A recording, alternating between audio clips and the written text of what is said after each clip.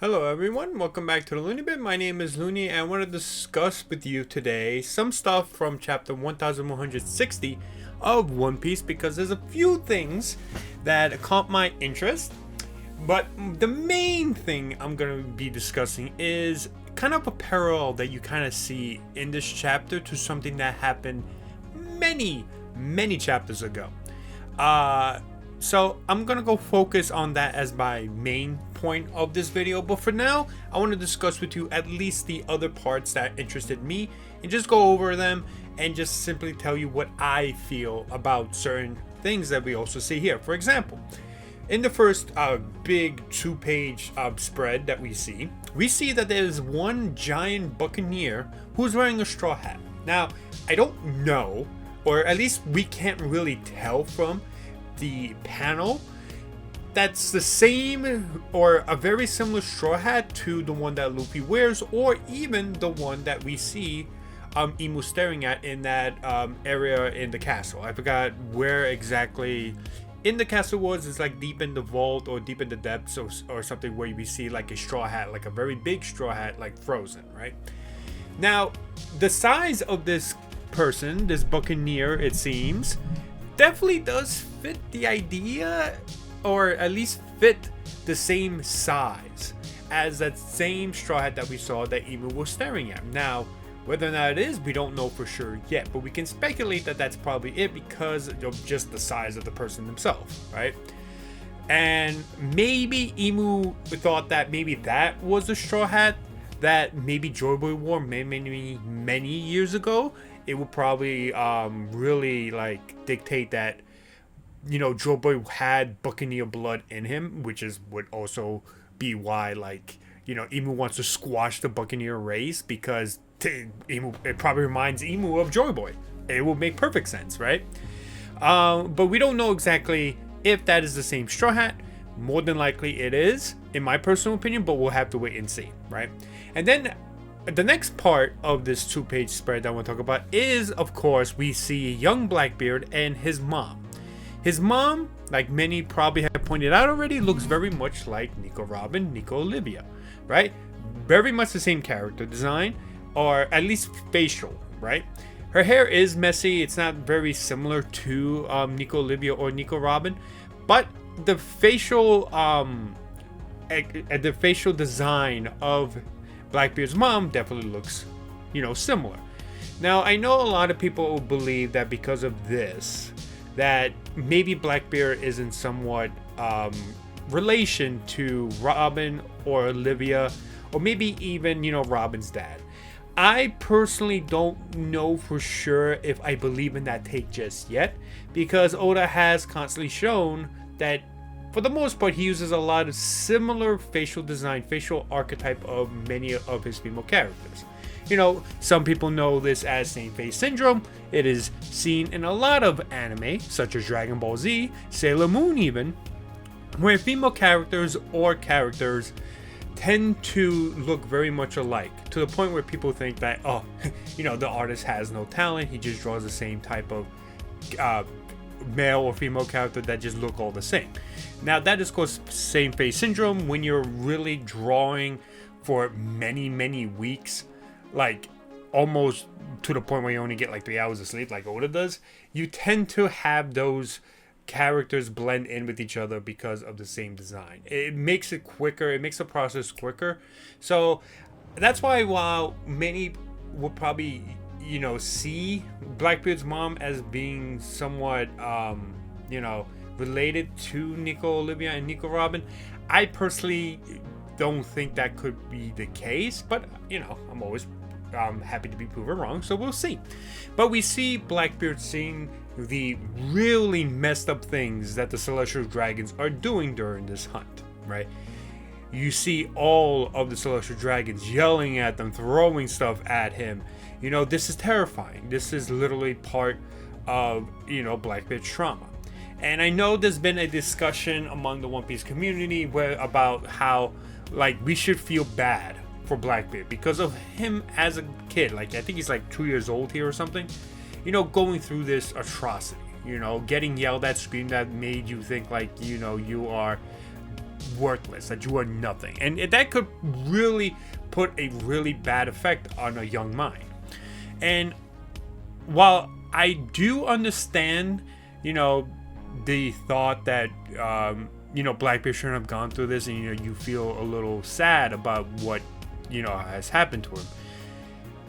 Really, you also have to look at what he does with his life through that trauma that really defines him as a person. Because at the end of the day, Blackbeard, as we know now, literally owns slaves. He literally does a lot of things that he was traumatized by.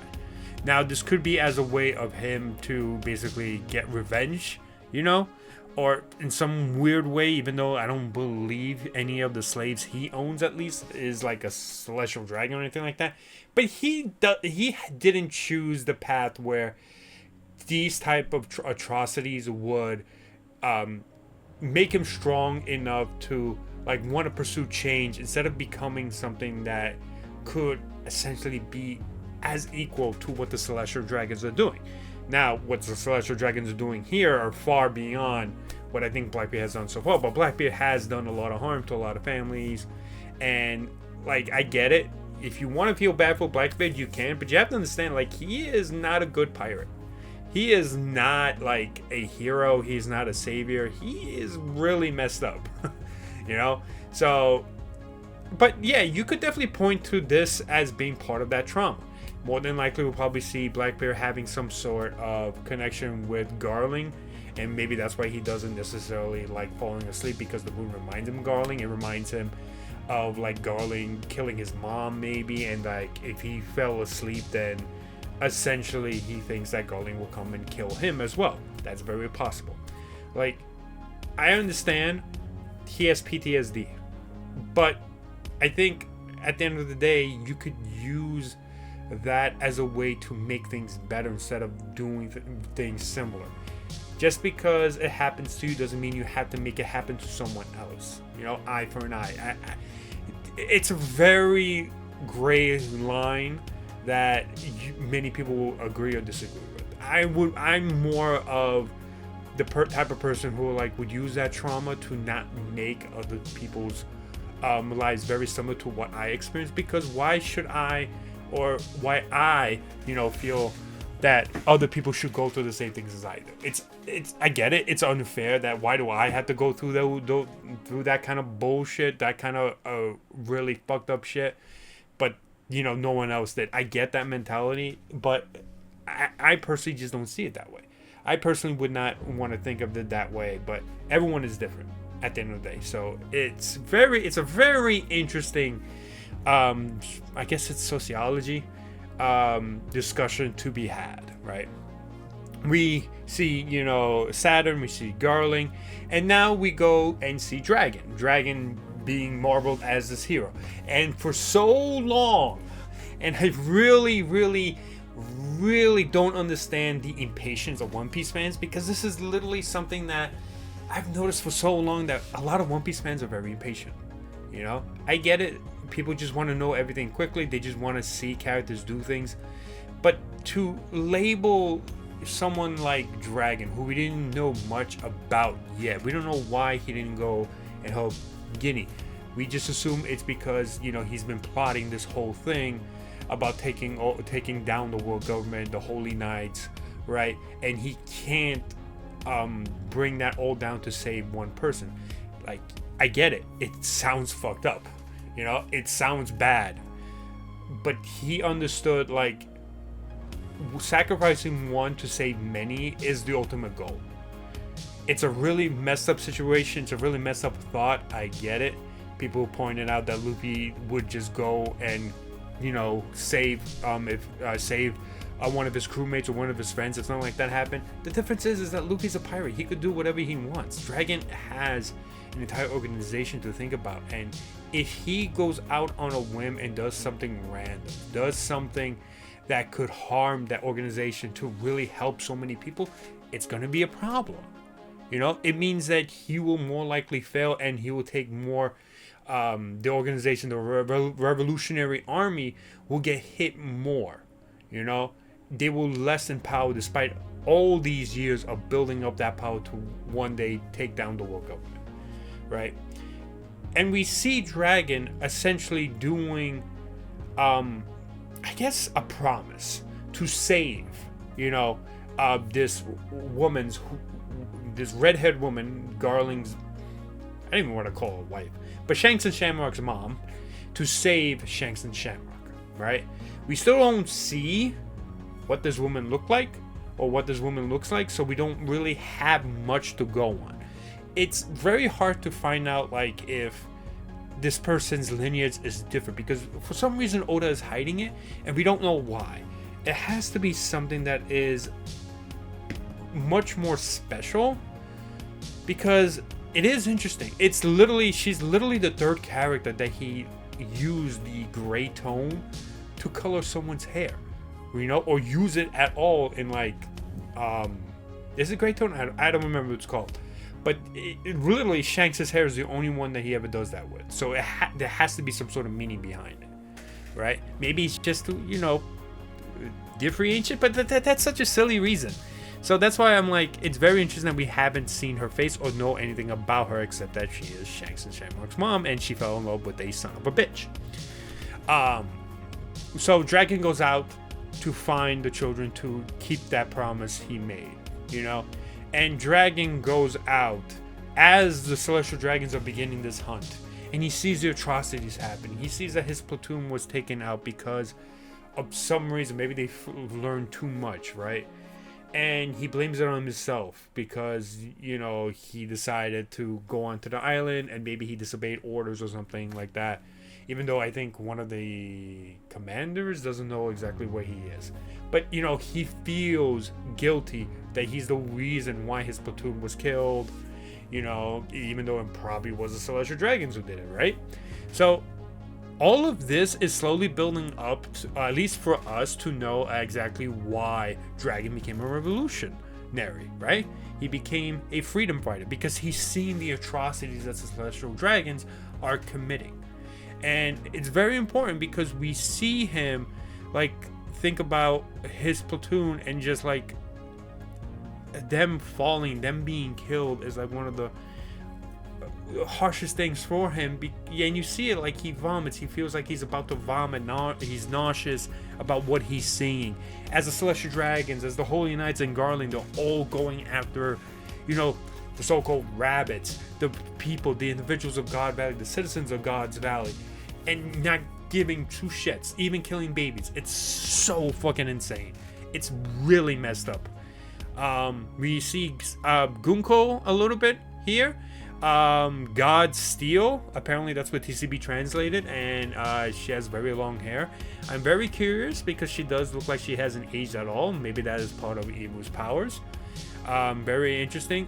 Also very interesting that because she's called God Steel, there was a scene, if you remember, with Gunko or Gunko Mu facing off against the Straw Hats. Nami did stop and hold Gunko's arrows.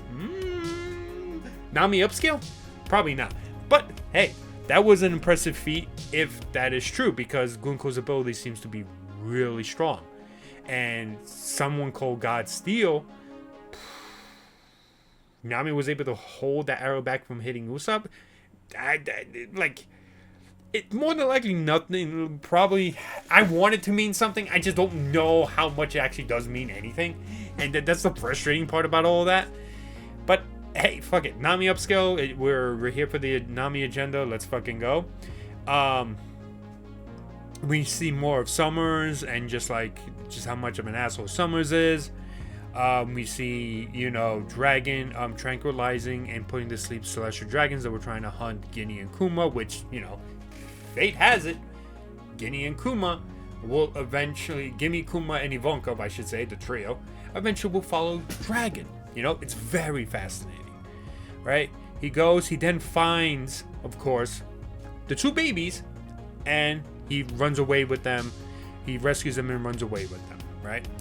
We also see the Rocks Pirates. We also see Roger Pirates finally arriving in God's Valley and going out onto God's Valley to cause and create chaos.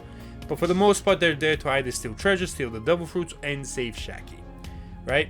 We have all the members of Rock's Pirates, each having a certain dialogue. I find it funny that Whitebeard says, like, you know, I'm here just to save a friend, but, you know, if she wants to, you know, fall for me, but, you know, it's just funny to me that's like Whitebeard's mentality. But fuck it. Sussy, just poor Sussy. Whitebeard has no interest in her whatsoever.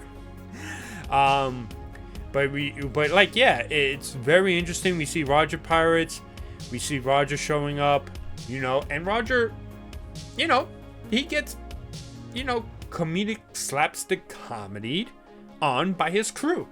People have always complained about, you know, how Nami always beats up the crew, or like, you know, Luffy gets beat up by his crew, and like literally it's what happens to Roger. I feel like people do not understand that you should never take those things as serious as you may think they are, because at the end of the day, it's slapstick comedy.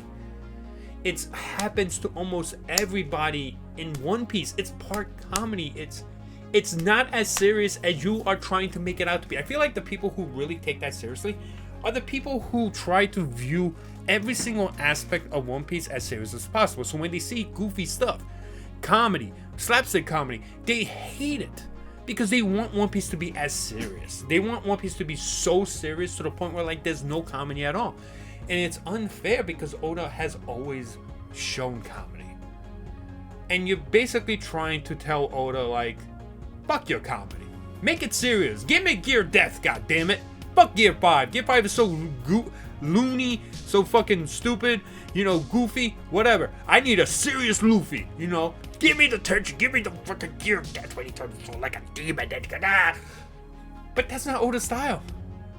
I feel like, and I know I shouldn't say this, but I feel like most of the people who hate this or who want the more serious stuff are really JJK fans who like really love the aura farming and really love like seriousness of JJK, so that when they migrated over to One Piece because JJK ended, they want JJK to be in One Piece. They want, or maybe even from Naruto and Bleach, where they wanted Naruto and Bleach, you know, the seriousness and the tension to be in One Piece, when One Piece is really more comedic.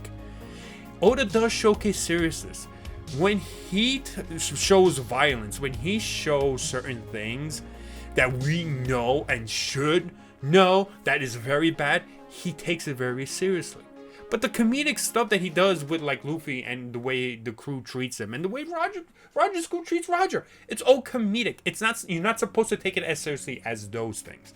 I get it. There are people who feel like no amount of like physical violence should be allowed, right? But you have to understand, like, slapstick comedy is freaking huge in Japan. People love it. Oda apparently loves it a lot.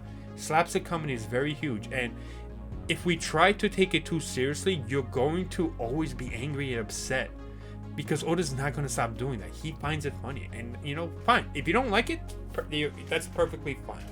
But you're being unreasonable in also making it out that some of these characters are losing aura, or, you know, that's not my Pirate King, oh my god, he's such a fucking loser, or like treating Nami as like a bitch because, you know, she makes sure that when Luffy does something stupid, like incredibly stupid, she makes sure that he understands that what he did was stupid, and sometimes that includes slapstick comedy. You know, there are moments where like Nami's aggression and, you know, her punching Luffy may seem, you know, out of place. I would admit that. You know, there's some things that I don't like the time, you know, Nami punched Luffy while he was in a night suit. I get that. But, like, at the end of the day, it's not supposed to be taken as seriously as the actual violence that Oda portrays, which he is showing you right here in this chapter. So it's very important to realize that, right? And, so many, like, people really just do not understand the idea of what, like, slapstick comedy entails. It's always going to be physical. That's just how it is. Three Stooges, all of that. At the end of the day, that's what Oda loves, and I think we shouldn't be as critical of it. You could hate it. That's perfectly fine. I don't think anyone will have a problem with you hating it. But don't be so critical of it when the intention of those type of moments is just for comedic purposes. Okay? Yeah. So we see that. We see Roger still simping for Shaggy, because that's not gonna happen until maybe after he finds out that Rayleigh and Shaggy got together, or like they're in love, and maybe when he finds Rouge, we'll see. But we do see Dragon saving Shanks and Samurai. And the one thing in regards to that is they're not crying. They're in this war zone. They don't know what's happening. They should be crying, but they are not. And that is very interesting, right? And I'll tell you why. But first, let's also talk about what happens at the end of this chapter, where Garp shows up to basically be reinforcement. We finally get all the legends. We get Garp, Roger, we get Rox, Whitebeard, all these legends in God's Valley in this one place to duke it out, and basically, it's not. It's a weird, because Garp, to me, Garp's intentions have always been that he always wanted to protect civilians. He always wanted to protect the weak, right? He hates the higher ups. He hates or doesn't approve of what the Celestial Dragons do. But at the same time, he may have good intentions. He may be a good person deep down, but he cannot allow stuff like the Celestial Dragons hunts to be something that he should just ignore. I get it. He probably does not have a voice or power to do anything, but still. It's why these type of world governments, these type of regimes always have a side that you should know when to quit. And that's what Dragon has done. It's very, very interesting just how much Dragon sees it one time and he's like, no, I cannot fucking do this. This is not right. And yet Garp still does it. More than likely, he probably has a pure hatred for pirates. That's the only other reason why he will allow this to happen. Or he doesn't stop the Celestial Dragon, because him being a Marine is literally the only way he can, which I think is kind of silly. I think there's many different ways he could do it. He could be a mercenary, fucking hell. But I don't know. It's a very interesting way Oda's approaching Garp, with the ideology that not all Marines are bad, but that there are good Marines in the world government in One Piece. But at the same time, how will he delve or explain into the idea of why Garp is allowing this, or why Garp is ignoring what is happening with the Celestial Dragons and the hunt? There has to be some sort of ground or story that Oda is going to portray in Garp, and maybe we see him in a different light. Who knows? We'll see. But I don't mind Garp. I don't hate Garp. I just want to see why Oda believes that Garp, who knows this stuff is happening, why he still follows the world government. I'm very curious to see what Garp's reasoning is, because I don't believe we have an actual reason. I get it. Maybe it's he believes that he could change the world government from within. Sure, but we don't know yet, right? Hopefully we'll get to see it at some point. But now let's go into the main topic of discussion I wanted to make about this video. I already went through most of the stuff from the rest of the chapter, which is about 20 minutes. I'll try to keep this brief as much as I can. But I wanted to talk about what I mentioned before. When Dragon finds Shanks and Shamrock, they don't cry. They don't laugh. They just look at Dragon in awe. Yes, they're babies. They're barely, they're probably barely a year old or something. I'm not exactly sure. But yeah, it's strange, right? They feel, they see, they hear everything go around. They hear the cannon fire. They hear the explosions, They hear all of this. And yet they don't cry. Interesting, right? The reason why I find this interesting, because it's very much a parallel to what we actually seen many, many chapters ago. I'm talking about really early in One Piece, when Bellemere finds Nojiko and Nami, right? Nami, as a toddler, as a baby, probably the same age as Shanks and Shamrock, does not cry, right? There's so much destruction, so much pain, so much, really messed up things just happen in Oika. And yet Nami's smiling, she's happy, almost as if almost a very similar reaction, maybe a little bit, grander reaction, because she's actually laughing throughout the whole thing and smiling brightly. But yeah, a very similar reaction to what is going around them. Maybe it's the comfort of the people, who are holding him, like Nojiko with Nami, and then seeing Bellemere, and then maybe Shanks and Shamrock to Dragon. Who knows? Maybe there's like some sort of comfortability that babies instinctively are sensing, so that's why they're not crying and they're not panicking or like worried at all, right? Maybe it's something to do with that. Like it's just some sort of like baby instinct. But I'm not like a profession on that type of psychology or sociology or whatever it is, right? But it is interesting. It definitely delves into a parallel. Now, many Nami fans, including myself, have discussed a lot about like Nami's lore and like her being found in Oikot during this, battle between Marines and pirates. Just seemed like it was not the complete story. And we've seen Oda do this a lot, where he showcases something and then it's not the complete story, and then eventually down the line, we do get the complete story, right? And Nami's lore. I know a lot of people believe that Nami's not going to get any lore, despite the fact that Oda has hinted several times that he does want to delve into Nami's past. Was almost what Strong World was about. What literally told the scriptwriter for Film Gold to not delve too deep into Nami's past because he had a plan for it. So it's like, to me, it makes no sense that we don't get something to do with like Nami's lore, Nami's backstory that isn't going to essentially take away everything that Bellemere did, because there's no way you can, but it's going to expand more on her character, and I believe that lore is going to expand more into essentially the final saga, into the final war, in a very important manner. But let's say, if the parallels that we have between Shanks and Shamrock and Nami and the way they are responding as babies in this war-torn, or in this hunt, specifically, it may lead to this idea that maybe Oikot was ground zero for a hunt, and Nami's family, Nami's parents were involved in that hunt for whatever reason, right?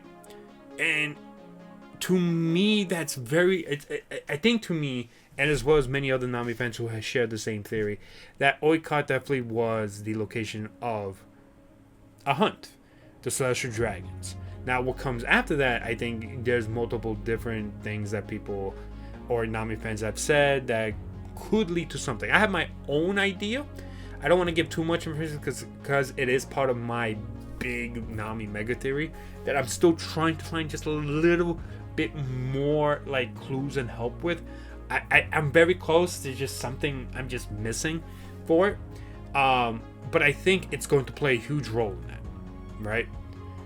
And I think this parallel, or this idea that like both Shanks and Shamrock did not cry, they were like more in awe, and Nami, who was smiling during conflict, is going to play a huge part in Nami's lore, because it definitely resembles that there had to be a hunt there. It's also kind of symbolic that like both instances, a Marine officer had to save these children. These children literally were involved in a situation where the Marines had a involvement in, and it was a Marine that saved these children. Now, of course, the circumstances, as far as we know, are slightly different, but I do believe that actually being, something similar is another parallel that we should look into, because it's very weird for Oda to make both of these characters, both of these babies who aren't crying in the middle of a war zone or like in the middle of an event like this, saved by a Marine who either is slowly beginning to understand the cruelty of the world government, and a Marine who was on her last leg, like almost willing to die right here and there, and went out to save this child, and then leaving the world government to raise this child. It's so interesting. Like, why did Bellemere decide to leave the Marines? Why did Bellemere hide the identity of both Nami and Nojiko? There just seems to be some sort of secret within Oikot that just really proves to me at least that there might have been a hunt at Oikot during, around the time Nami was a baby, similar to how Shanks and Shamrock were babies during a hunt at God Valley. Who knows? Who knows what these pirates were, right? This could all be just a ploy by the world government just to get the Marines fighting some sort of pirates that like maybe accidentally were there during the hunt, and they wanted to hunt down the pirates while the Social Dragons go on this hunt. I think that's a very possible situation, that it is not as simple as that there's more to it. And you gotta remember, Bellemere hid the fact that she adopted 2 kids, Nami and Nojiko, from the world government. Arlong and his crew searched to see if she had any kids, and yet she never registered them to the world government. They're almost non-existent, especially to the world government. That's strange, isn't it? It almost feels like Bellemere knew why she was there, knew why or what was happening there. Maybe she encountered something, maybe she met someone that told her the truth about what was exactly happening, right? We see her like escaping through Oikot, escaping through like a storm, try to get them both to safety, and at this time Nami was crying. Maybe it's a coincidence that while Nami was crying, there was a storm, but like to me, it just is like telling me, like whispering in my ear, that it's leading more to something. And this chapter really, if this parallel is very similar to what happened with Nami and Oikot, it just raises Nami's stonks, in my personal opinion, especially with my mega theory that I have, right? And we'll see, and hopefully we'll see more of Nami's lore be more expanded by Oda, right? It's just so similar to the way they were found, and it's just like the parallel just seems too much to be just a coincidence, right? What else do I want to say? I guess the only other thing I wanted to say was that there is this very unique thing about this destined child that I think Oda is trying very hard, in my personal opinion, to essentially be a red herring, or try to lead us away from exactly who this destined child is. I can't say more because I don't have enough evidence really to really tell you what I'm thinking, but I do find it very interesting about the destined child stuff that we heard back then when Gaban was talking to Shanks. It's going to be very interesting, because especially if God Valley is related to the whole Child of Destiny thing, that Gaban and the Roger Pirates likely is why they refer to Shanks as so, I do think it's going to come back for a very specific reason. You probably could kind of guess what I'm going at with it. But it's going to be interesting. I want to hold off, like I said, for my Nami mega theory that I want to make. I'm just still waiting for one last piece of clue. I think I know what that last piece of clue is to really connect it all together for me. But I'll have to probably wait. Well, I probably will find out later at the end of Elbaf, right? But it's going to be very interesting. And I think God Valley showcases a lot and helps my theory a lot. And at the end of the day, that parallel is very shocking. I do think that parallel means something, and I can't wait to see how Oda continues. I want to see what happens with Dragon and how he's able to not only save Shanks. How did Garland get Shamrock? Is Shamrock a spy for Dragon? There's a theory like that out there. I mean, I personally don't like it simply just because I want Shamrock to stay a villain, but I wouldn't oppose to it either. But I do think that what we will see in a future chapter coming up is the falling out between father and son, Dragon and Garp. I think Dragon's going to meet his father, Garp. He's going to essentially tell Garp about what he saw, what it has been happening, and Garp is not going to... I can't say he won't listen. He definitely will listen, but he'll probably tell him don't worry about it. It's not, whatever is happening, I don't like it either, but I have to follow orders or some shit like that. They were going to see the falling out between Dragon and Garp, I think, in God Valley. I think this is legit where Dragon just has enough.